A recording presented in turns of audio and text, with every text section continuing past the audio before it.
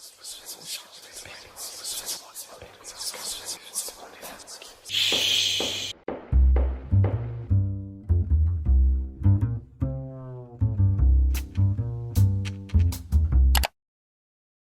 tal? Muy buenas tardes a todos. Muchas gracias por estar aquí con nosotros el día de hoy, sábado 22 de abril de 2023.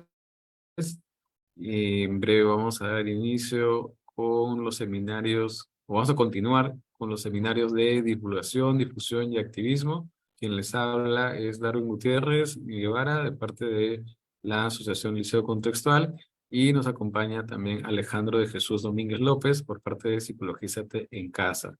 El día de hoy tenemos el gusto de contar con la doctora Diana Mejía. ¿Qué tal, doctora? Voy a proceder a dar una lectura de una hoja de vida para que la conozca. De por sí, pues ya me adelanto y le doy el agradecimiento de que nos acompañe amablemente, aceptó nuestra invitación y bueno, la doctora Diana Mejía es investigadora de tiempo completo en el Instituto Tecnológico de Sonora, pertenece al Sistema Nacional de Investigadores en nivel 1. Obtuvo el grado de maestra en Psicología de Adicciones de la UNAM. Llevó a cabo el doctorado en Análisis Experimental de la Conducta también en la UNAM. Durante sus estudios de doctorado realizó una estancia de investigación en la Universidad de Washington, específicamente en San Luis, Missouri. Contó con una estancia de investigación en el Departamento de Psiquiatría, Psicoterapia y aspectos psicosomáticos de la Universidad y Hospital de Psiquiatría de Zurich. Bueno, ella actualmente labora, como le había comentado, en la universidad, bueno, en el Instituto Tecnológico de Sonora, y está liderando uno de los laboratorios más importantes, en mi opinión, en mi apreciación, que trae constantemente y difunde a partir de eso. También es una labor muy relevante a partir de redes sociales, de presentaciones en muchos lugares, de hecho, en los congresos, sobre los resultados de estas investigaciones. El día de hoy nos va a hablar un poco de estos resultados y al mismo tiempo nos va a permitir hacerle preguntas o consultas que les pediré a todos los presentes que lo puedan dejar para la parte, cuando le indiquemos la parte final. De igual manera, todos los que están siguiéndonos en las redes sociales pueden dejar sus preguntas, sus consultas para hacerlas llegar aquí a la doctora Diana Mejía, ¿no? Bueno, pues sin más, muchas gracias por estar aquí, doctora, y espero que sea una tarde agradable para todos, ¿no? Incluyéndolo, por supuesto. Muchísimas gracias, Darwin. Sí, seguramente, muy contenta por la invitación. También les agradezco todo su divulgación, todo su activismo, y estas invitaciones son pues muy fructíferas, así que a disfrutarlo todos juntos y juntas. Voy a compartir mi presentación y ustedes me dan retroalimentación si se puede ver. Supongo que sí, y no sé si nos seguimos viendo por algo que me dijeron de quitar la cámara o algo Ya se así. observa. Sí, ya lo observamos y nosotros Ah, vamos a... perfecto, Sí, nosotros vamos a apagar perfecto. nuestras cámaras y cualquier cosa, nosotros estamos aquí siempre disponible, doctora, y vamos a estar haciéndole anotaciones de cualquier inconveniente si vaya a surgir, ¿no? Ándale, pues entonces estoy atenta ahí a lo que me indiquen cuando me platiquen. Y bueno, pues bueno, decidí hablar como en general de todo el trabajo que estamos haciendo, tanto en contribuyendo a esto que llamamos evaluación y tratamiento transdiagnóstico hacia una teoría unificadora de lo que es psicopatología. De hecho, pues cuando fui a mi estancia de investigación en Zurich, fue cuando me di cuenta como el área propiamente, si existía un nombre a la que pertenecía, que es psicología clínica experimental. Entonces, como que encontré el lugar donde estaba como el laboratorio y gente que traía un background muy parecido al mío, y dije, pues aquí somos, ¿no? Porque de repente en México o eres muy clínico y con esta formación, o eres demasiado, o investigación básica y experimentación, ¿no? Y acá hay formaciones que son propiamente la experimentación, pero para entender aspectos clínicos. Entonces me encontré mucho por allá con los colegas del Hospital Psiquiátrico de Zúrich. Bueno, les voy a contar entonces que creo que estas citas de estos grandes científicos, Jules Henry como, bueno, matemático y con aportaciones a la geometría y pues Darwin, creo que estas reflexiones que yo encuentro citadas en Warren Bickel representan mucho del trabajo que estamos haciendo. Y permítanme como citárselas, ¿no? Las ciencias son hechos, sí, así como las casas están hechas de piedra, así está hecha la ciencia de hechos, pero un montón de piedras no es una casa y una colección de hechos no necesariamente es ciencia, ¿no? Y a reflexiones de Darwin, que vino a revolucionar mucho en la biología, pues igual, ¿no? En esta carta que le manda a su colega economista, nos dice, ¿no? Hace unos 30 años se hablaba mucho de que los geólogos solo debían observar y no teorizar. Y bien recuerdo a alguien diciendo, a este ritmo, un hombre bien podría entrar a un pozo de grava y contar los guijarros, que son pequeñas piedras, y descubrir los colores nada más, ¿no? Qué raro que nadie deba ver que toda observación debe ser a favor o en contra de algún punto de vista para hacer de algún servicio, ¿no? Y es cierto, ¿no? Muchas veces caemos en la mera colección de hechos sin saber a qué estamos abonando. Entonces, para fluir y que a lo mejor no se va a cortar, voy a quitar mi cámara. Si me quieren de vuelta, me dicen. Ok. Entonces, todo este trabajo viene a partir del que dentro del doctorado, por ahí del 2013, en un ABAI, que es estos congresos internacionales de análisis conductual aplicado, y también de la parte del SQUAD, que es la Sociedad de Análisis Cuantitativo de la Conducta, empiezo a encontrar esto que ellos llaman Research Nominia Criteria, que va abonando a todo el trabajo que a veces tiene pues mucho sesgo de confirmación, que es la nosología psiquiátrica, porque muchas veces en este trabajo se cae en el sesgo del experto, en este caso el psiquiatra, y a veces hasta algunos psicólogos se sienten como que el objeto de estudio de su trabajo es propiamente el trabajo psiquiátrico, ¿no? Y andan diagnosticando con este sesgo, ¿no? De porque yo lo veo y platico, ya lo sé, ¿no? Y lo que hace el Research Nominia Criteria, el RDoC, es justamente, ¿no? Dar un trabajo más objetivo.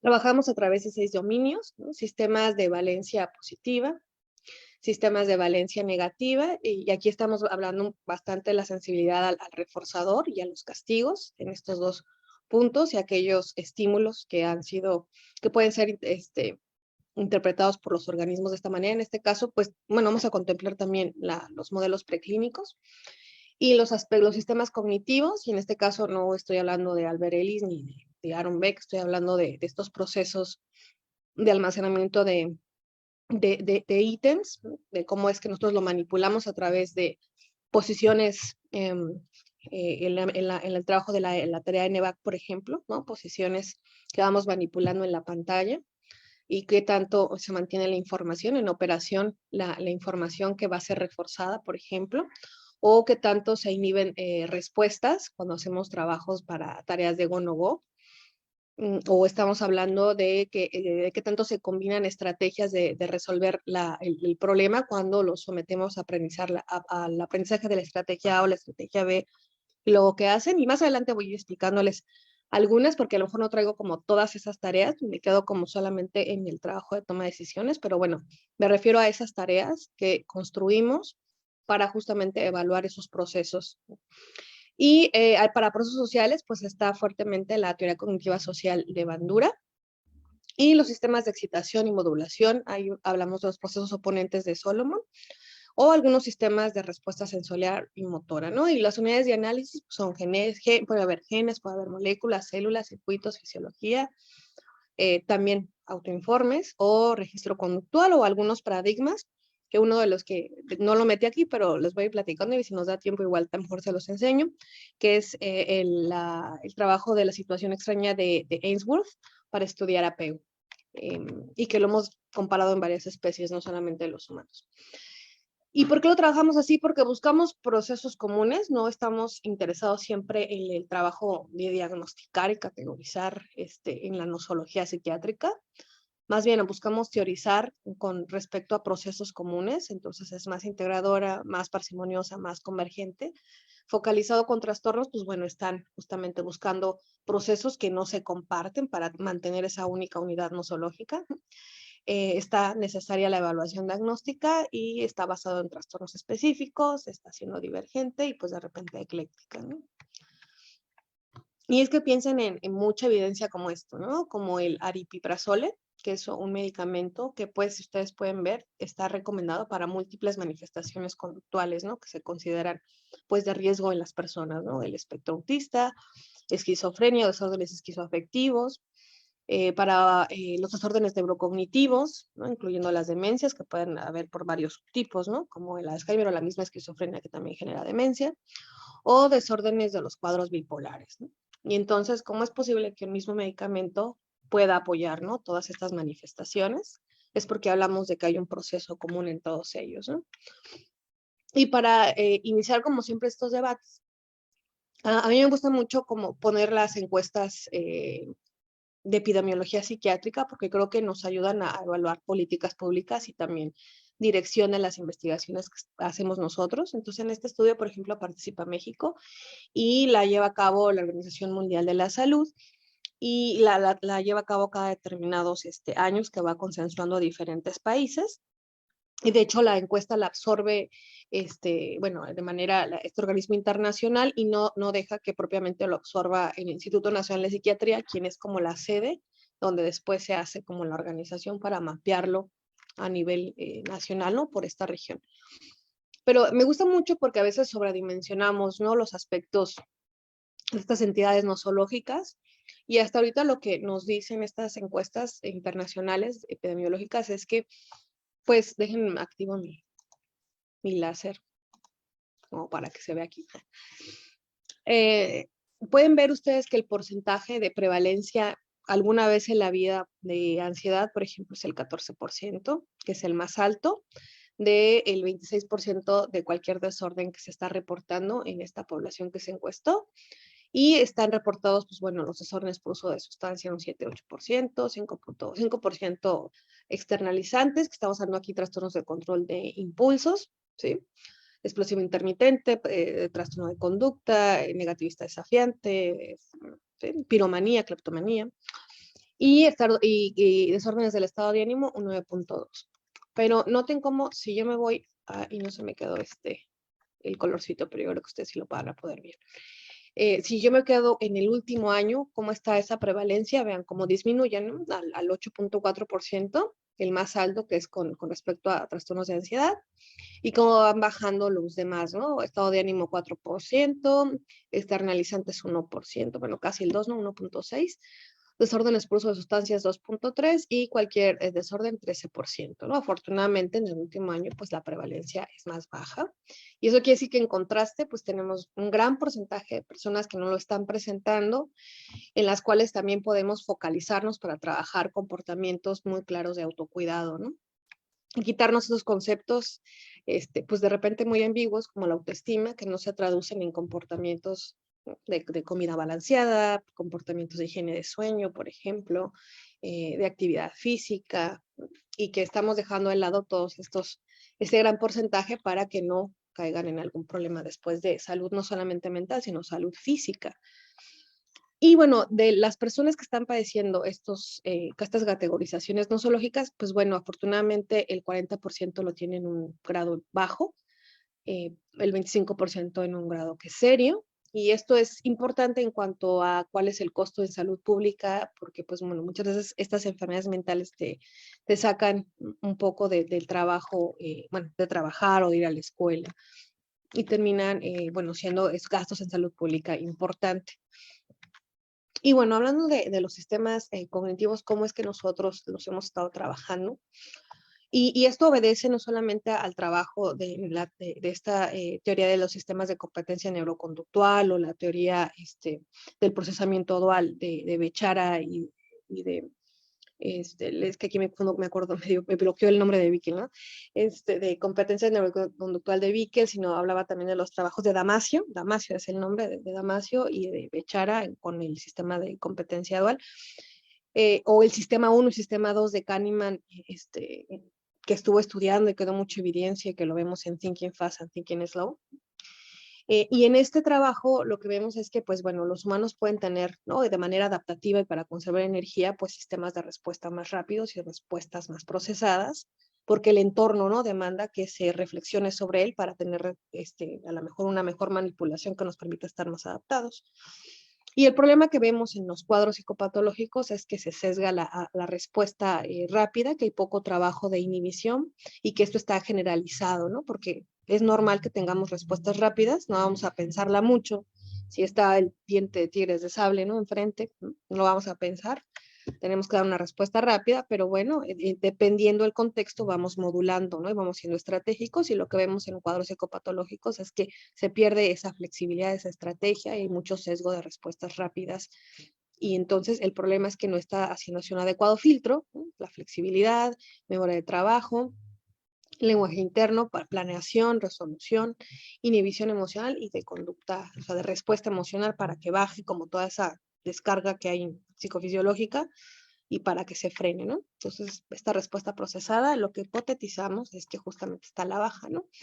Por eso vi que él habla de este reforzamiento patológico, problemático, donde el sistema impulsivo, que está mediado correlato biológico, es el sistema límbico, pues está teniendo como mucha activación y ya existe un bajo trabajo del sistema ejecutivo que está mediado por el correlato biológico, que es la corteza prefrontal.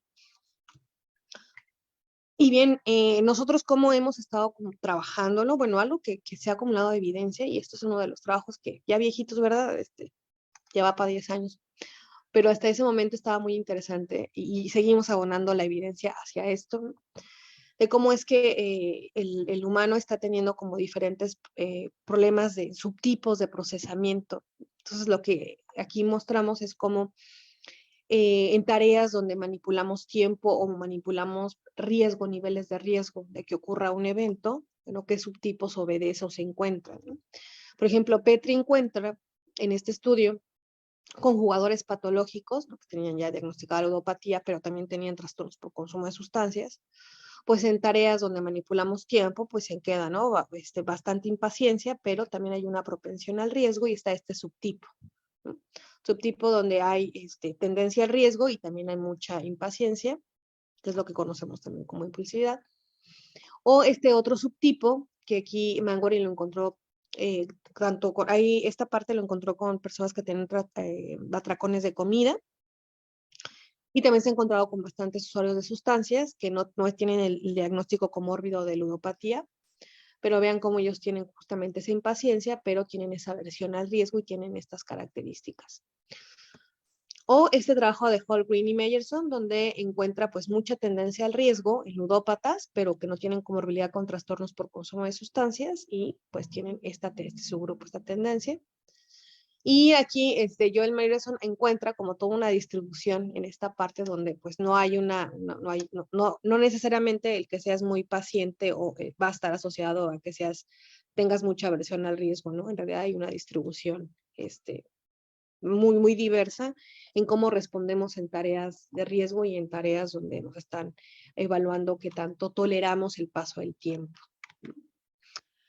Entonces, pues Delay Discounting Task se diseñó justamente con el objetivo de evaluar la devaluación temporal en función de una recompensa que manipulamos su tiempo de entrega y que pues sea equiparado a entenderla como impulsividad, ¿no? Y es que justamente vamos encontrando para cada demora que manipulamos, y en este caso lo hacemos aleatoriamente, pero cada vez que se selecciona una de las demoras, en esa demora se hace psicofísica para encontrar en qué momento una recompensa inmediata vale lo mismo que una recompensa demorada para que yo ese punto lo obtenga como un punto de indiferencia donde valen lo mismo estas dos recompensas, ¿no?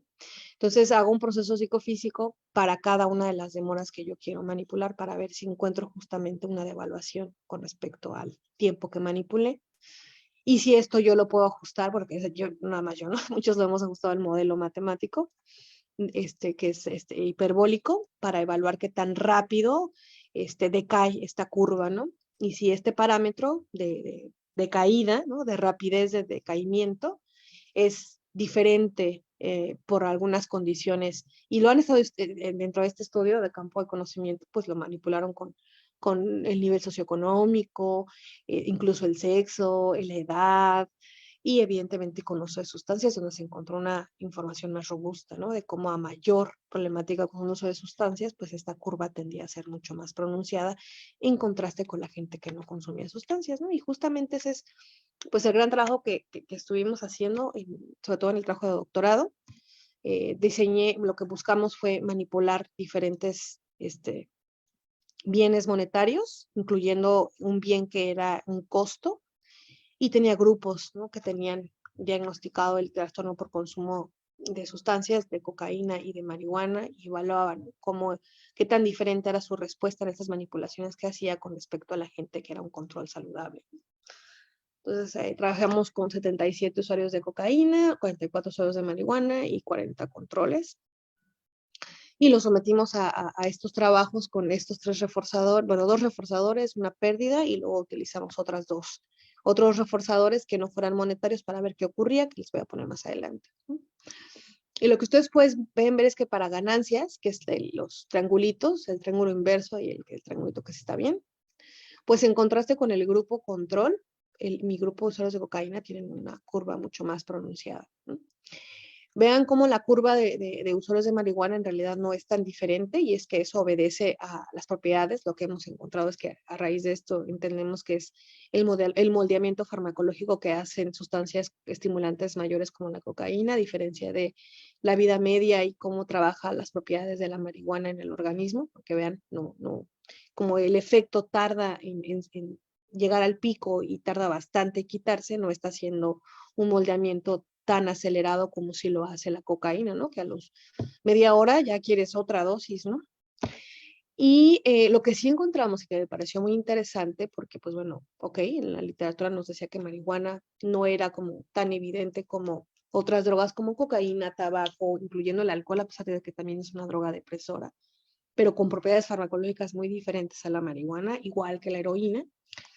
Sí, manipulando las pérdidas monetarias, ustedes pueden ver que la curva es mucho más pronunciada con respecto a los controles, ¿no?, incluyendo el mismo grupo de cocaína, perdón. Y esto es interesante porque están muy propensos al riesgo, a las pérdidas, más bien. Están muy propensos o muy dispuestos a vivir eventos de alto costo. Eso es lo que quise decir, ¿no? Y aquí era mucho más óptimo no elegir el tener como el pago, o sea, como estrategia, y aún así mis participantes que estaban en este grupo decidían, ¿no? Parecía que no entendían el evento aversivo y el costo que implicaba esa decisión. Y esto también lo estuvimos comparando con otro tipo de reforzadores, como el acceso a una actividad que es bastante reforzante, que variaba por participante, porque pues no es lo mismo, ¿no? Hay gente, a mí me gusta el terror y a mucha gente no le gusta, ¿no? Y le gusta y prefieren mejor leer, y eso pues va variando, ¿no? En los participantes. Entonces, pues bueno, elegían su actividad favorita y su recompensa en mililitros favorita de bebida que no tuviera alcohol. Y así es como también evaluamos un consumible, ¿no? Pues, un reforzador primario aquí en esta parte y esta parte de la actividad de tiempo libre. Y ustedes pueden ver la generalización del estilo de respuesta del grupo de cocaína, mientras que marihuana no era tan evidente, era más parecido al control, y aquí no había diferencias, y el control pues aún así tenía una curva pues más, sí, un poquito más abrupta que con respecto al dinero, porque es por un reforzador primario y el otro es condicionado, pero aún así era menos pronunciado que el grupo de cocaína. Y cuando nosotros trabajamos esto con descuento probabilístico, donde yo no estoy manipulando el tiempo, sino más bien las probabilidades de que realmente ocurra el evento, ¿no? Y aquí les explicamos como si fuera una tombolita, y cuántas bolitas a su favor y cuántas estaban en su contra, como papelitos que salieran para que entendieran la probabilidad. Y ustedes pueden ver que cuando yo veía esas probabilidades de los eventos para estos dos reforzadores, pues en realidad no había como gran diferencia, lo cual es parecido a la literatura. Parece que cuando trabajamos probabilidades, el organismo no está haciendo tan, al menos en humanos, en humanos no está haciendo tan, poniendo tanta atención a qué tipo de reforzador yo le estoy presentando o de resultado le estoy presentando. Y eso fue lo que hicimos después con también ganancias monetarias. Y aquí también ustedes pueden ver, ¿no? Que el grupo aquí no hay diferencias tan evidentes como con la manipulación de tiempo cuando estoy trabajando probabilidades, ¿no? Las curvas son muy parecidas, de hecho, y no hay como una gran variación con respecto a la cantidad. Es bien interesante porque hay algo que se llama efecto de magnitud, ¿no? Si yo aumento la magnitud, pues bueno, me comporto diferente porque los montos son diferentes, pero ustedes pueden ver algo interesante, es que cocaína no está reconociendo, ¿no? Incluso nos pareciera que no está poniendo atención a esos efectos de cambio de dinero. No es lo mismo que te dé 200 a que te dé 3,000, ¿no? O que te dé 30,000 pesos de oferta a 300 pesos, ¿no? Entonces pareciera que estas manipulaciones del tamaño de la magnitud son afectadas con el consumo de estimulantes mayores. Y bueno, aquí que es algo que hicimos últimamente aquí, justamente para evaluar en población que estaba abusando, tenía policonsumo de sustancias y con respecto a los controles saludables, en un estudio donde manipulamos diferentes igual resultados. Y porque lo que hicimos aquí fue no solamente manipular el temporal, sino otras tareas de toma de decisiones para justamente evaluar qué tanto las personas entendían ambientes de incertidumbre y ambientes de riesgo, ¿no? Ambientes donde tú no tienes que explorar para saber qué está ocurriendo y otros donde te damos como elementos para que tú ya lo entiendas previo a que tú analices tu ejecución, ¿no? Ya se conoces, te ponemos como las ofertas, cómo va a estar el asunto, el trabajo para que tú vayas tomando ahí una estrategia o cuando de plano no te decimos nada, ¿no? Pero bueno, en este estudio fue un trabajo de despojo temporal así como el que les presenté anteriormente, donde igual encontramos que los usuarios de sustancias tienen un parámetro B mucho más amplio que los usuarios saludables, el grupo, pues, controles saludables, y que incluso tenían mejor ajuste al modelo matemático, eran más sistemáticos en su trabajo, en su desempeño que los usuarios de sustancias. Y bueno, algo que también nos ha interesado es evaluar qué tanto la distancia social, utilizando el mismo procedimiento psicofísico, manipulando en lugar de tiempo la distancia social, qué tanta cercanía tienes tú, para ver qué tanto existe justamente esa posibilidad de compartir y de la prosocialidad, ¿no? Entonces, 50 pesos para ti solo, o te vamos a dar 200 pesos, pero es para la persona con la lista número 100, ¿no? Que les decimos, ¿no? Muchas veces vamos a ir haciendo la distancia con respecto a la mejor gente que sí ubicamos, que hemos seguido, pero que apenas, a lo mejor no le hablamos, pero sí la vemos porque es la persona que vigila, a lo mejor la calle donde tú vives o, no sé, alguien que ves continuamente, pero a lo mejor poco saludas, pero qué tan dispuesto estás, ¿no? Y es que en estos estudios, por ejemplo, se han encontrado, ¿no? Cosas bien interesantes como este estudio donde encuentran como el grupo altruista en estas tareas, pues bueno, tiene una curva de evaluación mucho menos pronunciada a la gente que no hace actividades altruistas como participar en donaciones, ¿no? Y en este caso, pues, ven su curva, ¿no? De la gente que activamente está haciendo donación con respecto a la gente que no hace donaciones y que participó en el estudio, ¿no? Y que aquí lo que también tenemos, y voy a hacer, porque creo que no se lo había explicado, es el área bajo la curva, que es otra de las mediciones que hacemos, que es justamente toda la extensión de área debajo de estos puntos, la calculamos, es como si hiciéramos aquí ¿no? Imagínenselo, hiciera yo aquí un trapezoide y calculara toda esta extensión de área y comparara toda esta extensión de área con la extensión de área que tienen estos puntos en azul. Por eso este está más grandote, que me está diciendo que tiene mayor área bajo la curva. Entonces, a mayor área bajo la curva, pues también es una forma empírica de decir que pues hay más, aquí en este caso, más prosocialidad, en contraste a cuando hay un área bajo la curva más pequeña, que me está diciendo que hay menos prosocialidad. ¿Ok? Entonces puede ser que lo representemos con área bajo la curva o puede ser que lo representemos con el modelo matemático y evaluemos un parámetro de ese modelo como la unidad de diferencia que sería el parámetro B. Y aquí, por ejemplo, con los usuarios de sustancias encontramos que esto era diferente a lo que esperábamos, ¿no? Encontramos que en esta tarea de distancia social, por los usuarios de sustancias sí tendieron a ser más altruistas que los controles saludables, lo cual fue diferente a lo que nosotros esperábamos en la literatura, al menos en este reporte. Y para estos sistemas de valencia positiva y negativa, retomando el trabajo desde un marco también que integra la parte de los correlatos biológicos de Fieldcore, vemos justamente cómo él hipotetizaba, ¿no? Que tanto el tener sensibilidad a la recompensa, pues te llevaba a un punto equilibrado de aquello que se conoce como extroversión a aquello que vemos problemático como los trastornos del control de impulsos, donde no te importa si el costo lo que implicaba, pues te sigues en la respuesta, o aquellos que están como en esta parte donde están muy sensibles al castigo, que lo está llevando a aspectos de trastornos de ansiedad, o aquellos que sí están en un punto todavía estable, que podemos considerar típicamente como introversión. Pero bueno, en términos muy puntuales de respuesta, lo que hicimos nosotros es justamente jugar, ¿no?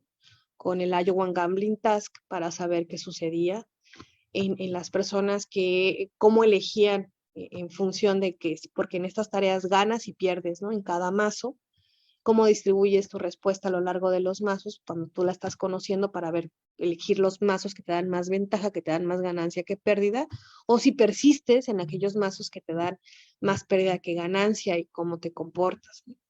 Y aquí el factor de memoria, que tanto está tu aprendizaje a lo largo de los 100 ensayos, que implica la tarea que tanto has aprendido para distribuir estratégicamente tu respuesta, ¿no? Entonces, lo que vemos es que cuando los participantes son muy sensibles a las pérdidas, ¿no? Que es como si me acercara yo hacia uno, y tienen un buen factor de memoria, pues tienen en este mapa de calor mayor desempeño, ¿no? Entonces, vean cómo está el rojito distribuido más hacia acá, que están teniendo mejor desempeño, ¿no? Están aprendiendo y tienen sensibilidad a las ganancias y también ponen atención perdón, sensibilidad a las pérdidas, ponen atención a las ganancias, pero están sin desatender a las pérdidas. Y si está más acercado al azulito, vean cómo tengo mucha atención a ganancias, pero poca atención a las pérdidas. Y incluso mi factor de memoria parece que está comprometido, parece que está bajo, ¿sí? Y esta rotación lo está dejando ver, ¿sí? Estoy muy sensible a las ganancias, tengo poca atención a las pérdidas y mi factor de memoria está comprometido, ¿no? Parece que no estoy recordando dónde están las oportunidades más riesgosas, que sí hay mayor monto, pero pierdo mucho también, ¿ok? En el juego. Y lo que hicimos fue comparar este trabajo, bueno, este tipo de respuesta con agentes para ver cómo se comportaban en el Iowa, manipulando estos mismos parámetros de aprendizaje y de sensibilidad a ganar o perder, con lo que habíamos encontrado con los humanos. Entonces, vean cómo este es más, como más se ve más limpio porque son los agentes, pero tienen la misma tendencia de trabajo, ¿no? El grupo que tiene más respuestas óptimas, que está siendo más sensible a las pérdidas y que tiene buen factor de aprendizaje, tiene un mejor desempeño que aquí el grupo B, que está siendo más sensible a las ganancias y que no está prestando atención a las pérdidas y que tiene un factor de memoria comprometido. Y así es como se distribuye a lo largo de los 5 bloques de aprendizaje que tienen, ¿no? Y como incluso vean cómo en estos tienen una estrategia parece que más estable a partir del bloque 3, que sería a partir de los ensayos 50, ¿no? La mitad del proceso de tarea de aprendizaje ya tienen la estrategia, ¿no? Así como los agentes artificiales. Y en este lado parece que no, que la estrategia no está clara y por eso se ve esta distribución. Y justamente lo que hicimos fue utilizar una curva de aprendizaje para ver qué tanto pueda tener yo estos parámetros que me decía qué tanto están aprendiendo. Y el ajuste al modelo es bueno en controles saludables, un poco más bajo en usuarios de sustancias, pero el parámetro B me está diciendo que hay diferencias, ¿no? En controles, ¿no? En cuanto a su aprendizaje, parece que está aprendiendo más, por eso vean cómo la curva va subiendo, mientras que la curva de usuarios de sustancias pues parece que va como hacia abajo, ¿no? No está siendo como lineal hacia el aprendizaje, aunque la tendencia es similar. Eso quiere decir que conforme a lo mejor se necesitan más ensayos, no es que no estén aprendiendo, sino que se necesitan más ensayos para que tengan el mismo desempeño, ¿no? Óptimo, pero sí están aprendiendo, ¿no? Después también evaluamos la tarea del BART, que es el Balloon Analog Risk Task, justamente para saber qué pasaba en situaciones de riesgo, y la tarea lo que insiste es en que uno recolecte inflando globitos. Y cada globito está asociado a una probabilidad, entonces es poner atención para encontrar los globos que son más estratégicos y que nos den más puntos, porque pues tienen diferentes probabilidades y hay unos que dan mucho, pero digo, hay unos que más bien se van a explotar más rápido y uno tiene que estar más pendiente, ¿no? A poner atención a ver cuáles están asociados a que puedes acumular más puntos. Entonces, entre más le estés picando, ¿no? Y no te estés de manera generalizada a los globitos, pues más tendiente a riesgo estás en la respuesta. Y aquí, por ejemplo, este es un trabajo que tienen Bechara y ellos están haciendo, lo que hacen aquí es comparar y ver cómo se asocia esto a comportamientos de riesgo, ¿no? Quienes están teniendo estas tendencias. Y lo que encuentran es que de manera significativa se está asociando a comportamientos de riesgo como usar alcohol en exceso, cigarros, uso de drogas, ludopatía, robo de recursos, a lo mejor aquí conducta sexual de riesgo y aquí, discúlpenme, no me acuerdo qué es SB, pero ya buscaré el paper y se los diré. Entonces lo que nosotros hicimos fue usar justamente el board para saber qué tanto esto ocurría. Y lo que vimos es que los usuarios de sustancias tenían menor desempeño en la tarea del bar que las participantes controles saludables. Pero algo que sí es contrastante a lo que esperábamos en la literatura es que tienen más explosiones los controles saludables, ¿no? Como que le entienden la tarea, pero tuvieron como más explosiones. Y aquí parecía que tenían más aversión al riesgo, justo como en los estudios que les cité de Manwaring, de las mujeres con atracón. Bueno, eran participantes, hombres y mujeres que tenían atracones de comida, ¿no? Que eran muy aversivos al riesgo, pero muy impulsivos. Entonces pareciera que eso también está muy presente en esta población, ¿no? Su aversión al riesgo y peor desempeño en la tarea del BART. Después se programó esta tarea que se llama CCT, Columbia Core Task, que en versión Hortical, que obedece justamente a los procesos afectivos y deliberativos del sistema dual que hipotetiza Damasio y Bechara. ¿Okay? Y aquí lo que pasa es que nosotros hacemos manipulaciones de la retroalimentación que le damos en la tarea. ¿Sí? Hay un deal de cuánto puedes ganar, 30 puntos, cuánto puedes perder, porque hay tarjetas de perder puntos, y cuántas tarjetas de pérdida hay. ¿Mm? ¿Qué tanto te vas a arriesgar? Porque hay una que te va a quitar esto, pero puede que haya muchas que te den bastante puntos, ¿no? Entonces, en función de eso, tú vas a ir haciendo tu desempeño, ¿no? Tu decisión de cuántas quieres voltear. Y aquí, en la versión hot, la gran diferencia a la cold es que nosotros le permitimos al participante ir volteando sus cartas, ¿no? Le da clic y las va volteando, mientras que la versión cold le decimos cuántas cartas quiere que se le volteen y la computadora lo va a hacer por él o por ella, ¿sí?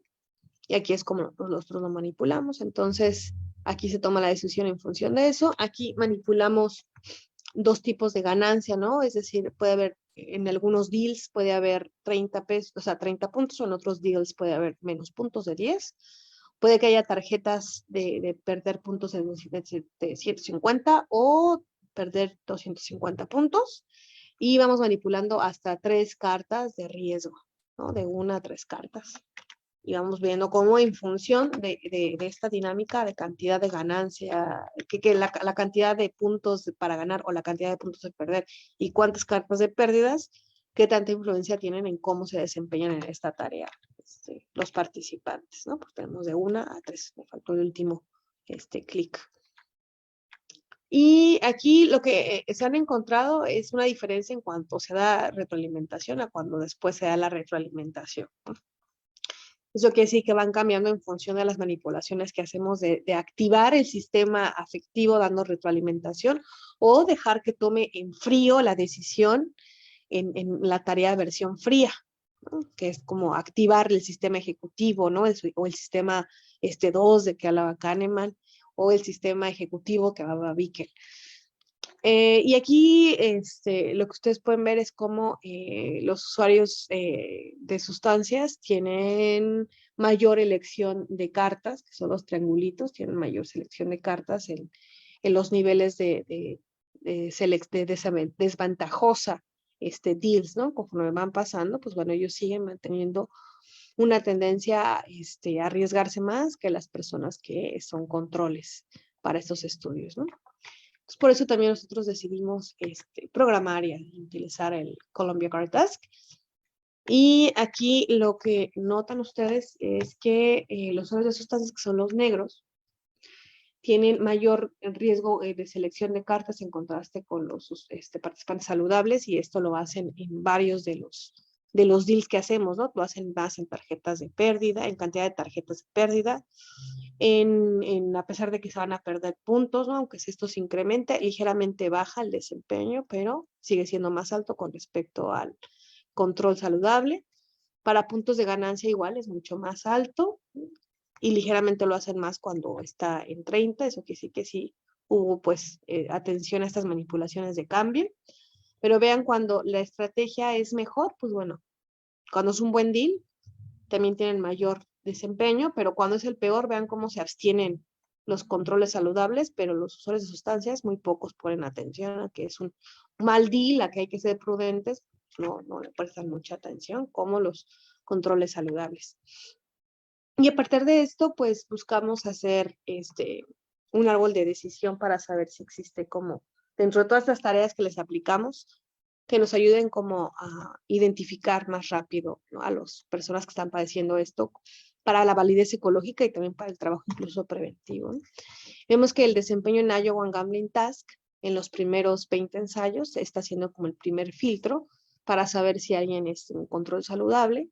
Y el siguiente filtro es cómo se desempeñan en el CCT Cold.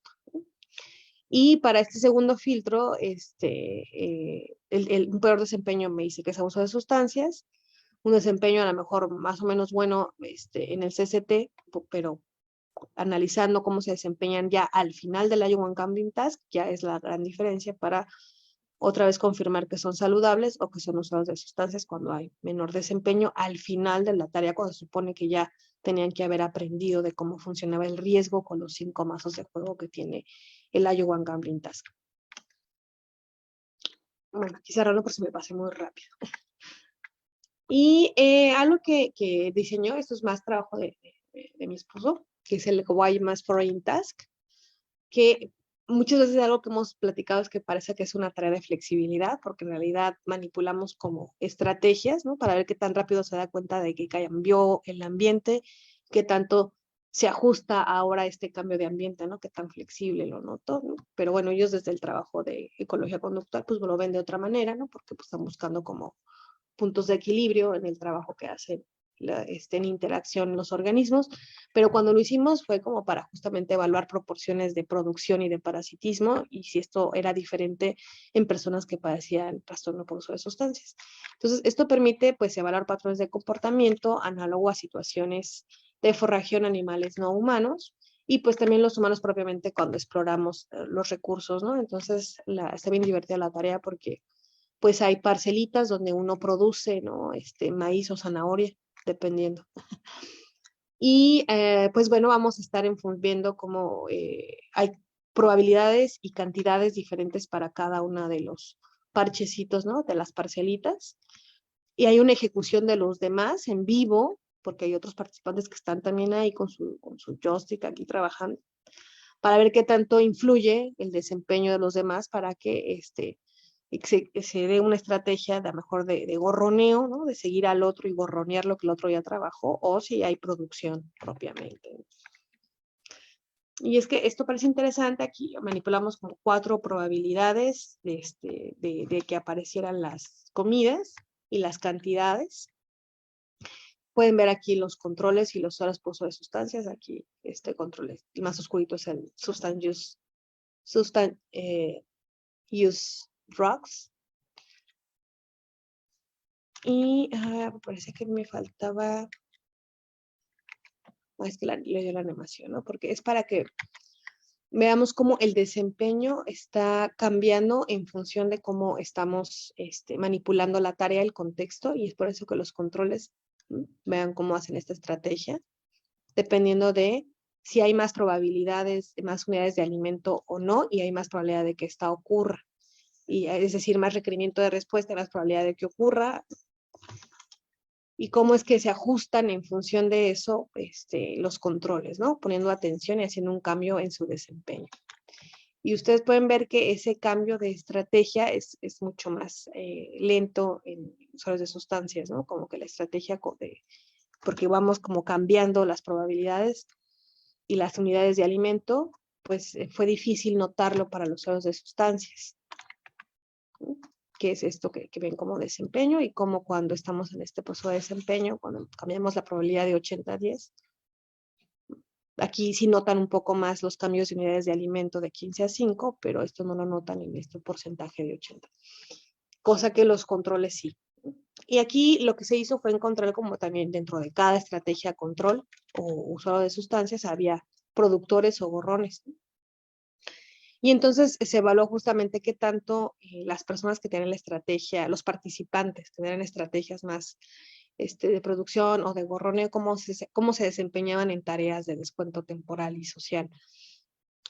Y lo que vemos es que los controles, por ejemplo, y es muy similar como el desempeño en ambas, ¿no? Tanto si eres productor como si eres gorrón, ¿no? Es como muy parecido, pero bueno, los productores son menos impulsivos, si lo pueden ver aquí, ¿no? Son menos impulsivos, y la que es como punteada quiere decir que son un poquito más impulsivos los que tienen la estrategia de gorroneo. Y aquí, a diferencia, los usuarios de sustancias productores son más impulsivos que los que tienen, los que son gorrones, que son usuarios de sustancias, al contrario, tienen una estrategia, menos impulsividad, ¿no? Y en distancia social, ustedes pueden ver que los que son en general gorrones, ¿no? O que roban recursos, tanto del grupo control como del grupo de usuarios de sustancias, tienen una curva más impaciente, es decir, que más que impaciente, más pronunciada, que quiere decir que son menos prosociales, en contraste a los que en esta tarea tienen un desempeño más productor, ¿no? Que están buscando producir y estar en sus parcelitas trabajando, ¿no? Y esto está en prensa, ¿eh? Esperemos que ya pronto este estudio se publique. Y es que todo esto nos lleva a algo que me parece muy interesante, que es el Cognitive Bias Modification, ¿no? Que es entrenar y modificar estos sesgos de respuesta que se tienen, ¿no? Y entonces aquí, por ejemplo, el grupo que tiene Cognitive Bias Modification, que es el CBM, en contraste con el Cognitive Behavioral Treatment, y el grupo control, vean como el CBM, que es a través de revertir el sesgo con estas tareas de ejecución, cómo está teniendo un desempeño a la par hasta un año para trabajar la fobia social en este estudio, tiene un desempeño similar a dar la terapia cognitivo-conductual.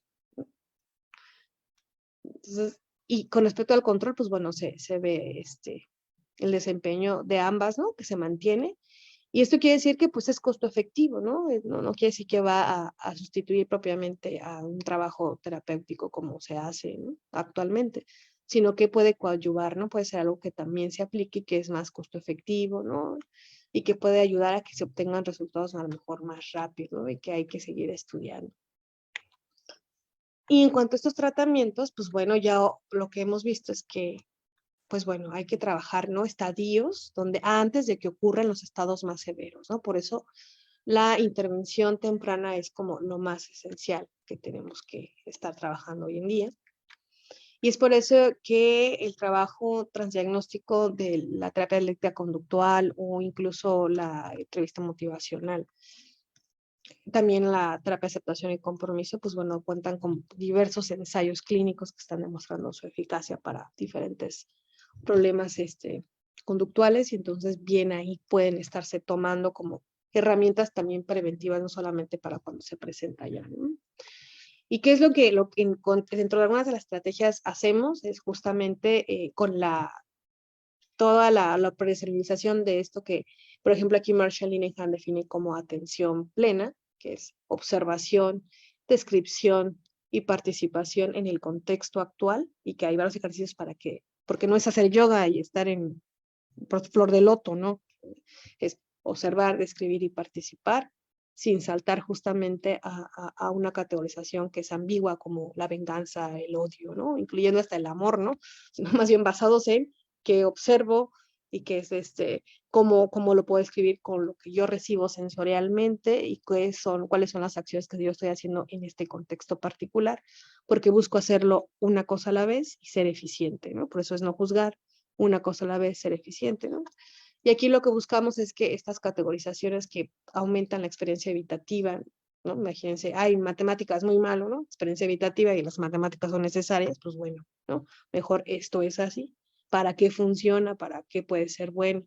¿Sí? Aquello que se había categorizado de esa manera, ¿no? O algo que es muy agradable, entonces los chocolates son muy buenos, pues como y como y como, y luego pues la obesidad, entonces a ver, no, a ver, esto es así, no es bueno ni malo, ¿para qué funciona? ¿Y en qué manera puedo mesurarme, ¿no? De este tipo de categorizaciones, ¿no? De cosas muy paliativas. Y lo que hemos hecho nosotros es entrenar en mindfulness desde la terapia eléctrica conductual y ver qué tanto estoy modificando con esto, ¿no? Entonces, en personas que estuve entrenando que no tenían problemas de salud mental, no eran universitarios. Lo que vimos es que, pues bueno, no había un descuento pues muy sistemático, por eso no hay como un adecuado ajuste a los puntos de indiferencia, pero cuando hago el filtro a los que sí se ajustan y a lo mejor pusieron más atención a las tareas, pues encuentro que los que yo entreno pues tienen una curva de evaluación menos pronunciada en contraste a los que yo no he entrenado, ¿no? Como antes del entrenamiento y cuando se está entrenando, pues vemos un mejor ajuste y una curva de evaluación menos pronunciada, dando el efecto que tiene el mindfulness sobre es la forma de responder en tareas de descuento temporal. Y vemos que esta diferencia es estadísticamente significativa. ¿Ok? Y aquí lo vemos tanto para el área bajo la curva como para el logaritmo de K, que es propiamente del modelo matemático, ¿no? O calculando la extensión del área o comparando los valores del parámetro K.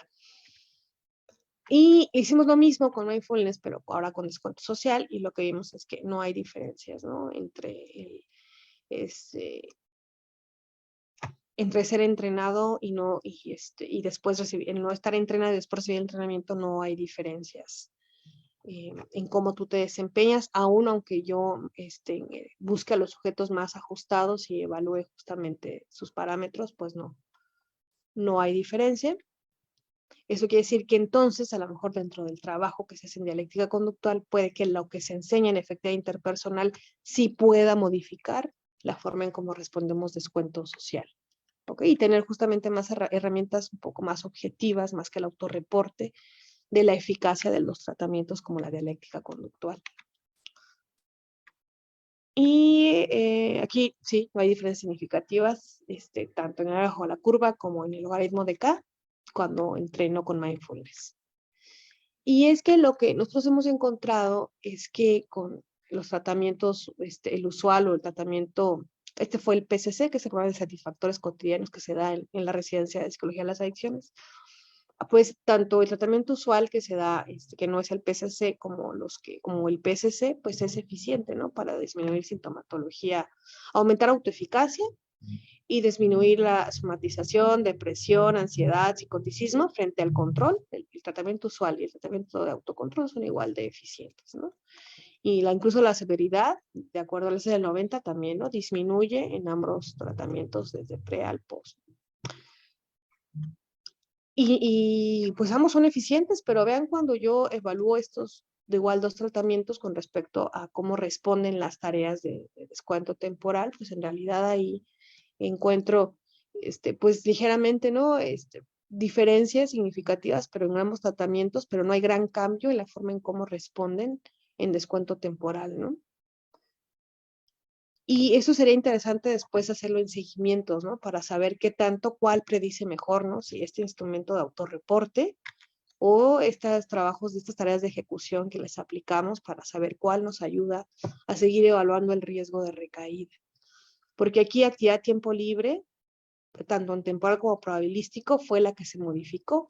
Y no sé si eso se modificó porque pues, durante el tratamiento lo que se busca es que se hagan otras actividades reforzantes que no sean el consumo de sustancias, ¿no? Y a lo mejor es una de las razones por las cuales justamente esta es la que se modifica. pero la tendencia de respuesta en reforzadores primarios o condicionados como el dinero, pues no se está viendo evidente con ningún tratamiento.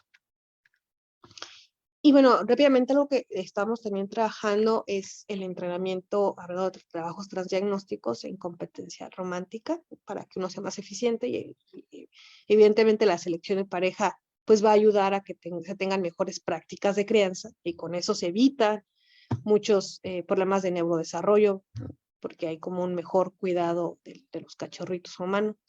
Entonces, lo que se ha visto es que tener estas tres componentes de insight, mutualidad y regulación de emociones, pues bueno, está asociado a menores reportes de estilo de interacción ansioso, evitativo, mayor satisfacción con la pareja, menores síntomas depresivos y menores síntomas de ansiedad, tanto para mujeres como para hombres. En general, se comparte la significancia, un poco, la única que no es el estilo evitativo en hombres, es lo que no se comparte.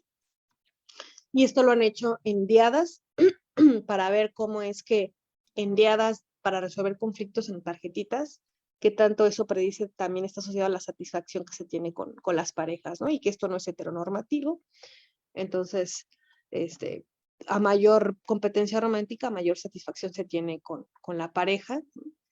Tanto aquí se ve, ¿no? Estas líneas están diciéndonos que es significativo y que hay mayor satisfacción cuando se tiene mayor competencia romántica. Y también hay menores afectos, menor expresión, ¿no? No es que no esté, sino que hay menor sobreexpresión de emociones desagradables que te están denotando que estás teniendo que se está percibiendo la interacción romántica como un evento desagradable, ¿sí? Y amenazante que activa sistemas psicofisiológicos denotados de respuesta de agresión o de huida, ¿no? De miedo o de fighting o de flying o de freezing, ¿no? Entonces aquí vemos que hay menor expresión de este afecto cuando hay mayor competencia romántica, tanto para hombres como para mujeres. Y lo que hemos hecho aquí, porque estamos iniciando con esto, es justamente dar el entrenamiento y lo que vemos es que pues sí logramos ligeramente incrementar la autoeficacia en habilidades de competencia romántica. No hemos modificado tanto la aceptación de la agresión de pareja, pero esta me parece que es baja en general, pero esta es la que no se modifica. Y lo que hacemos es evaluar justamente con este inventario de conductas, ¿no? Que tanto se acepta la agresión en la relación, qué tanto está uno dispuesto a comprometerse para atraer, mantener a la pareja a cualquier costa, ¿no? Voy a hacer lo que sea con tal de que esa persona, ese hombre, esa mujer esté a mi lado por siempre. ¿Qué tanto esto ocurre? Lo exagero para que sea como broma, bueno, un poquito de cascarrilla, ¿no? O la emoción, exceso de confianza en las emociones para las decisiones de la relación, cuando en realidad tenemos que tener un balance, no dejarnos ir por la respuesta emocional para tomar las decisiones. O worry, creencias de que cualquier relación puede funcionar si amas a alguien lo suficiente o trabajas lo suficiente. ¿Ok? Para esto creo que no les expliqué muy bien las habilidades, pero el insight implica tener justamente, le llamamos incluso perspicacia, ¿no? Es decir, tener ponerle atención para evaluar cuáles son las estrategias que mejor te van a funcionar para resolver algún conflicto en la experiencia romántica, para para que la experiencia romántica sea bastante eficiente y te vaya muy bien, ¿no? Esto le damos como insight, ¿no? Como que tanto tenemos de hecho más bien, ¿no? Viene como apegado con el aprendizaje, es decir, como todas las experiencias románticas que se tienen, se toman en cuenta para mejorar la forma en cómo interactuamos en la selección de pareja y el mantenimiento de la pareja. Mientras que la mutualidad es este concepto de negociación y de saber que no solamente mis prioridades o las cosas que yo quiero hacer importan, sino que si estoy en una interacción romántica, importa también la opinión de mi pareja y también sus proyectos de vida y las cosas que quiera hacer. Entonces hay mutualidad, ¿no? Se busca que ambas personas obtengan y cooperen en la interacción romántica. Entonces estamos basados en un modelo de admiración, respeto y reciprocidad. Y la regulación de emociones implica justamente eso, ¿no? No tener una expresión estratégica de las emociones para que puntualmente se atiendan a lo mejor aquellas situaciones que causan más conflicto y también señalar puntualmente con elogio aquellas situaciones que son muy reforzantes, muy agradables para que se sigan presentando con la pareja. Entonces, vamos cambiando este tipo de ideas, ¿no? Con respecto a que una relación puede funcionar si amas lo suficiente, trabajas lo suficiente y una sola persona, ¿no? Cuando en realidad es de dos la relación. Y buscamos incrementar esto, ¿no? El manage, el co, que es confianza en el conocimiento sobre lo que es una relación saludable y la capacidad para manejarlas, y confianza en la capacidad para hacer frente a los problemas de la relación, ¿no? Y lo que hemos encontrado es que hay diferencias significativas, ¿no? En cómo hemos incrementado al menos el manage.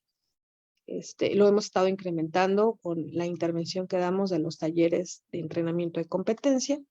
Y la evaluación de la competencia, pues bueno, es un trabajo muy arduo, así que todavía lo estamos haciendo y todavía no tenemos como esos reportes, sino es el reporte que tenemos hasta ahorita de los entrenamientos que hemos hecho en adultos emergentes. Y eso sería todo de mi parte, pues muchísimas gracias por toda la espera y estoy a la orden aquí está mi correo y aquí pueden darle clic y bueno, aquí está pues el laboratorio de comportamiento adictivo y antisocial y donde hacemos también la divulgación de diferentes trabajos con los colegas y el laboratorio también de inteligencia artificial y ahí estamos a la orden y pues muchísimas gracias por la invitación y pues a charlar sobre dudas, inquietudes. Muchas gracias, doctora. Muchas gracias por la presentación que nos acaba de compartir. Vamos a pasar a hacer las preguntas que ha hecho el público. De igual manera, no sé si pudiera compartirnos las páginas que venían en la diapositiva para poder verlas y pegarlas. Ah, claro, claro, en el una... chat. Ah, sí, sí, claro. Y nosotros igual las pasamos a los sitios donde se está transmitiendo para que también la gente lo pueda revisar. Sí, Mire, sí. José Alberto Rosas Tavera pregunta, buenas tardes, doctora, soy maestro de licenciatura en Monterrey, Nuevo León. ¿Qué actividades nos recomienda realizar con los jóvenes para prevenir los problemas que usted nos comparte? Como trabajo preventivo en adolescentes, lo que pasa es que ahí algo que nosotros hacemos es incrementar fuentes de reforzamiento, entonces hacemos como un taller sobre incrementar como actividades de tiempo libre, ¿no? De hecho, en la terapia dialéctica conductual tiene lo que se llama ABC, ¿no? Y en el ABC implica activity, ¿no? Como activities, que es el A, como recreational activities, ¿no? Que es incrementar actividades recreativas. Y la B es de building a mastery, que es construye un dominio, hazte cada vez más eficiente en una habilidad, ¿no? Tocar el piano, tocar no sé, aprender también a hacer muebles, lo que tú quieras, ¿no? Entonces, para que te llenes de habilidades y que le pongas atención y te hagas cada vez más experto en habilidades, ¿no? Entonces, sí, de entrada hacemos mucho el ABC, el C es el coping ahead, como anticípate a situaciones de riesgo. Y de ahí es donde les enseñamos a hacer un análisis como funcional para saber como cuáles situaciones se sienten más vulnerables para que ellos se empoderen y sepan qué pueden hacer si la situación vuelve a estar presente. Entonces, básicamente hacemos mucho el ABC y el PLIS de DBT, que es el physical illness, cualquier enfermedad física que tengas, hay que cuidarla. Hasta usar lentes, ¿no? Que estén bien graduados, que estés viendo bien, que... Physical illness, que es cuidarla. Eating balance, que es una de las Cs, PLE es eating balance, lo comer balanceadamente, porque pues somos máquinas de sobrevivencia, eso diría el doctor Baum. Y entonces pues hay que alimentarnos bien y evitar tener como prolongados tiempos de ayuno que nos puedan afectar, ¿no? Entonces es comer balanceadamente y ahí les hablamos un poco del plato de buen comer para que estén como en esa parte cuidaditos y no pues, se disminuyan los índices de obesidad y sobrepeso. Y hablamos de la S del PLIS es sleeping, ¿no? Higiene de sueño, y les explicamos por qué es importante las 8 horas continuas, cómo mantener los hábitos regulares para que esto le ayude al cuerpo a saber que se va, bueno, que hay como toda una rutina a la que se va, a la misma hora que se va a dormir y se levanta en general, de manera como recurrente, y que todo ese mismo control de estímulos sea lo que va preparando al cuerpo, que se va anticipando para que pueda dormir más fácil y no tengan insomnio de inicio de sueño. Y también importante, ¿no? Que no estén haciendo actividades con mucho esfuerzo cognitivo en la noche o también ejercicio, porque si no es darle el mensaje al cuerpo de, hey, atento, algo está pasando, no te relajes, no. Hay que darle el mensaje de que ya se va a dormir, ya estamos en un entorno tranquilos y ya es momento de dormir. Entonces, esa es la parte de la S del PLIS. La otra es ejercicio, activarlos físicamente de manera regular para evitar cualquier, bueno, para que se mejore el metabolismo y también la tonicidad de los músculos del cuerpo en general.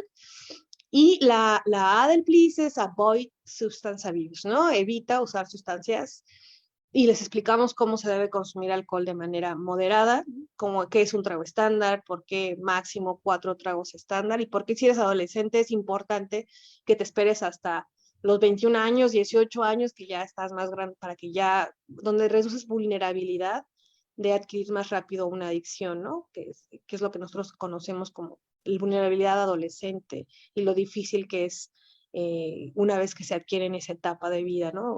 Las complicaciones que tiene, ¿no? A diferencia de cuando se adquiere a una etapa donde el cerebro está más desarrollado. Y hay muchos estudios de Nora Volkova al respecto. Entonces buscamos que nos expongan a las sustancias y la importancia de, pues, del alcohol moderadamente. Y también dentro de la misma exposición a sustancias, pues también, pues yo soy de tolerancia, programas de tolerancia, reducción del daño. No soy cero tolerancia, más bien, soy más de reducción al daño. Entonces, pues si lo van a hacer, que se cuiden y ahí evitar situaciones de riesgo, ¿no? Gente que se pueda aprovechar de ellos por la situación de intoxicación, porque eso es un delito, ¿no? No pierde derechos humanos una persona que está intoxicada, ¿no? Hay que seguirla cuidando y protegiendo, ¿no? Entonces no se vale aprovecharse para cualquier actividad, ¿no? Física o sexual o algo con una persona que está intoxicada. Entonces hago mucho énfasis en eso, ¿no? En que cuiden mucho esa parte para que estén con gente de confianza siempre, ¿no? Y también ustedes como adultos, ¿no? Siempre con gente de confianza que hay que cuidarnos.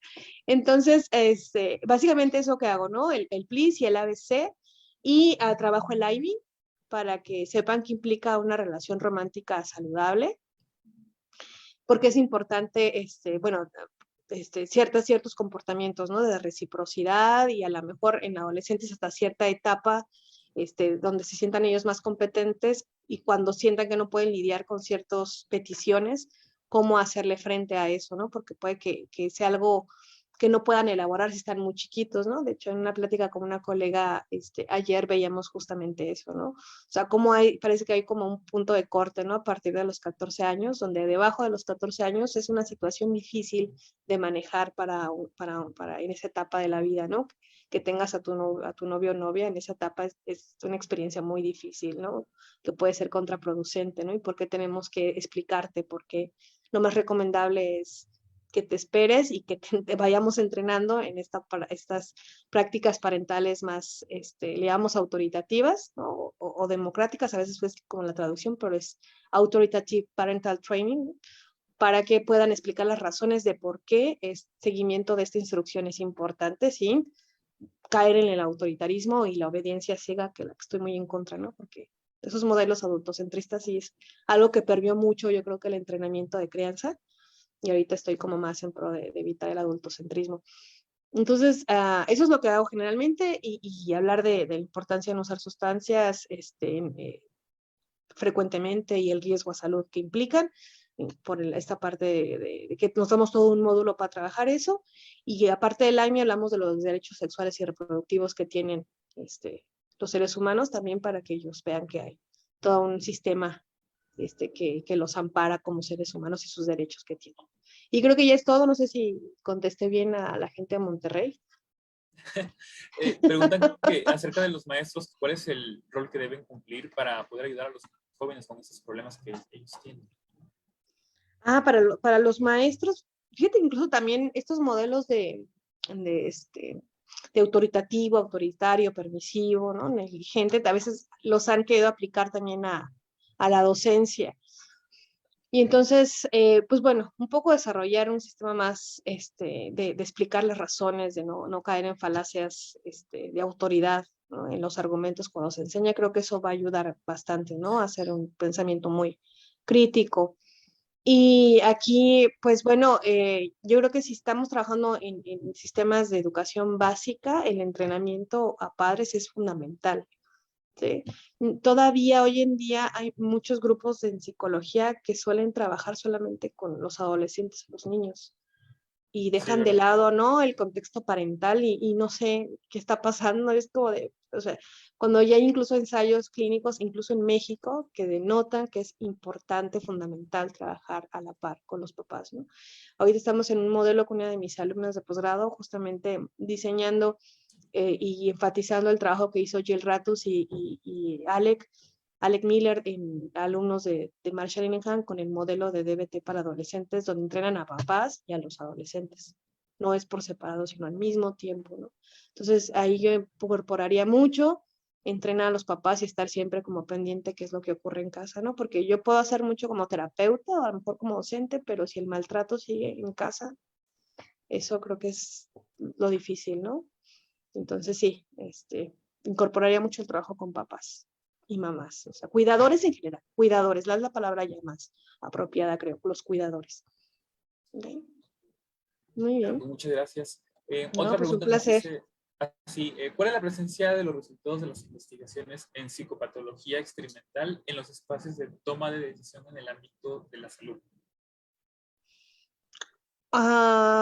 Pues se supone que muchos de estos hallazgos nos ayudan a que las políticas públicas, bueno, estén como más permeadas para, por ejemplo, las políticas para tabaco, ¿no? Los convenios marcos que se hacen, ¿no? Eh, Se supone, ¿no? Pero luego hay políticas a veces muy coercitivas o a veces que son como, que están alejadas incluso de los marcos de trabajo, este, de, de la misma entrevista motivacional, ¿no? A veces se sigue estigmatizando y el uso de etiquetas y eso es algo que los terapeutas motivacionales no hacemos en adicciones, ¿no? Entonces, pues más bien ahí a veces hay políticas que sí se cumplen en algunos países, y yo hablo de Ámsterdam, o sea, con la apertura que tiene, sí, pero no es un país que tenga alta criminalidad y que tenga alta psicopatología, ¿no? A pesar de la apertura que tienen, porque están como en constante comunicación con las personas y buscando espacios de esparcimiento para que no sea la única fuente de reforzamiento y de recreación el experimentar un estado alterado por drogas, ¿no? Sino hay otras cosas que puedes hacer. Entonces, yo creo que el problema de estas políticas es eso, ¿no? Que no está fomentando a otras actividades que compitan por la actividad de consumo. Creo que a veces ese es el gran problema, ¿no? Y el problema es que a veces nos separamos, ¿no? A veces los trabajos, los investigadores nos alejamos un poco de las políticas públicas o el mismo profesionista se separa como de todos los hallazgos que se dan en la investigación, a lo mejor puente o básica, y no mejora a lo mejor las políticas, ¿no? Los trabajos que se hacen, ¿no? A veces como que sí, faltan más foros donde nos reunamos otra vez y esté con todo el grupo de adicciones, todos los colegas, y oigan, ¿sabían que? Y, no, y que igual, ¿no? Esta misma retroalimentación, ¿no? Entonces, a lo mejor falta que tengamos esos foros para que los sigamos manejando, ¿no? Yo, en cuanto veo como alguna probabilidad de tener un apoyo con ACID, pues siempre estoy buscando informarle a CONADIC o estar ahí en contacto con CONADIC para que sepan, ¿no? Las cosas que estamos haciendo. Eh, algo bueno que está pasando dentro de la formación que estoy teniendo es que el MINT, que es como la comunidad de entrevista motivacional a nivel internacional, haces una aplicación para ser parte como de la certificación y de ser miembro activo y que capacita. Entonces, ahorita ya me dieron una beca y entonces yo creo que con eso se va a poder capacitar a muchísimas, bueno, tengo esa intención porque la labor de los terapeutas motivacionales es altruista, no es lucro, ¿no? Entonces buscaríamos, pues yo sí buscaría, porque inicio en septiembre, ¿no? Esta nueva certificación, poder a través de eso dar evidencia de las nuevas tecnologías que entrevista motivacional ha hecho, porque a mí me capacitaron con una entrevista motivacional de, uff, ¿no? De cuando antes sí, o sea, aparte de poca gente, digo, no conocieron a Miller, ¿no? O sea, como que fue hace muy vieja, ¿no? Claro. Y ahorita ha cambiado muchísimo la forma en cómo trabajan entrevista motivacional, muchísimo, muchísimo. Y pues la tecnología, no sé, nos ha acercado, ¿no? Y ahorita sí tengo esa inquietud, ¿no? De que los residentes de adicciones que están saliendo sepan manejar entrevista motivacional, que CONADIC sepa cómo se trabaja hoy en día entrevista motivacional, ¿no? Y cada vez hay, porque somos solo 3 mexicanos hasta ahorita que tengo en la red de entrevista motivacional que están metidos como oficialmente para la red. Entonces, eso es algo que nos dice que tenemos que ¿no? Difundirlo más y Claro. buscar más y certificar gente, ¿no? Y pues ya, no sé si respondí bien. ¿Alguien más? Sí, sí, está excelente. Muchas gracias. A ver, también por ahí nos preguntan. En la tarea de cosecha, ¿se han registrado o tipificado las verbalizaciones? Y si es así, ¿se han encontrado alguna relación con los patrones de producción y gorroneo? Eso está interesante, eso lo va a responder Lauren, yo creo. Porque sí hay verbalizaciones, pero no se ha hecho un registro de ellas. Lo cual sí es importante, ¿no? Para saber qué tipo porque luego hay estrategias que dan los participantes como antes de que empiece la tarea, se dice, hay gente que dice, esta va a ser mi parcela, no, esta es la mía, ¿no? O sea, de entrada como que la apartan, ¿no? Entonces, ese tipo de cosas, después con el desempeño de la tarea y como va cambiando las probabilidades, pues ya se mueven, ¿no? Pero hay acuerdos muy chistosos que surgen antes de la tarea o que durante la tarea se dicen cosas, ¿no? O de repente es divertido entre ellos seguirse y es bastante reforzante robarle al otro. O sea, que se van riendo y le van robando al otro y se van riendo de cómo le quitan las cosas, ¿no? Entonces, ese tipo de elementos sí sería interesante como monitorearlos. Y pues poco a poco van los diseños, ¿no? Para ver cómo es que estos elementos van ganando ventaja productora o no, pues, ¿no? Desde qué visión tienes, desde si se da ese tipo de acuerdos previo a la tarea. Pero bueno, eso no lo hemos monitoreado, pero seguramente lo van a estar monitoreando, porque es algo que le fascina a Lauren hacer, entonces Ok. no le va a quitar la vista. Es su pasión, entonces no lo va a dejar. Seguramente va a empezar a evaluar eso. Muchas Afortunadamente, gracias. afortunadamente su pasión. Sí, pero es por el señalamiento. Es Ok, un señalamiento para la tarea. muy bien. Por aquí nos queda una última pregunta, no sé si Ujú. vayan a poner más, pero dice así. ¿Qué otras estrategias psicoterapéuticas se pueden ver beneficiadas en la investigación en descuento temporal? ¿Qué otras estrategias, por ejemplo, de las que había de dialéctica conductual? Porque Sí. es que eso es de hecho eso sí lo hice, ¿no? Y eso es algo que voy a publicar, bueno, que todavía voy a analizar bien para publicarlo, porque lo presenté como en una charla con la UABC, pero lo que hice fue enseñarle a un grupo efectividad interpersonal, a otro grupo mindfulness, a otro grupo regulación de emociones y a otro grupo tolerancia al malestar. Y ver cómo modificaban justamente el desempeño en las tareas de descuento temporal y probabilístico y social, ¿no?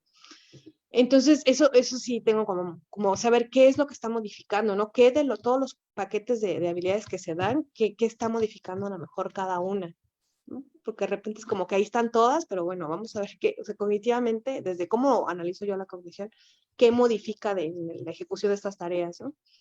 Entonces, en este estudio que hice, vi que descuento, bueno, mindfulness, efectividad interpersonal y regulación de emociones parecían muy buenas para descuento temporal, probabilístico no, para social, efectividad interpersonal sí. Entonces, pues esto me da como para seguir haciendo, quería como justamente con eso tener otro grupo, ¿no? O sea, alguien que ya, un grupo psiquiátrico, pues, ¿no? Poder comparar como, porque lo hice solamente en participantes saludables, ¿no?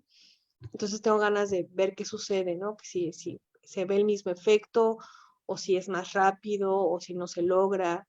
Pero sí, seguramente esa es la intención, ¿no? Por eso de irme al Cognitive Bias Modification, ¿no? Saber qué es lo que hace cada una de esas estrategias.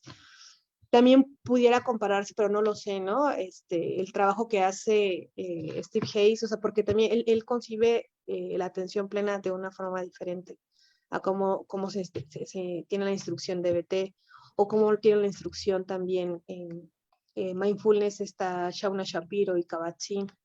Entonces no sabemos, ¿no? Estaría padre comparar las tres y ver qué hacen, ¿no? Porque están operacionalizadas diferentes.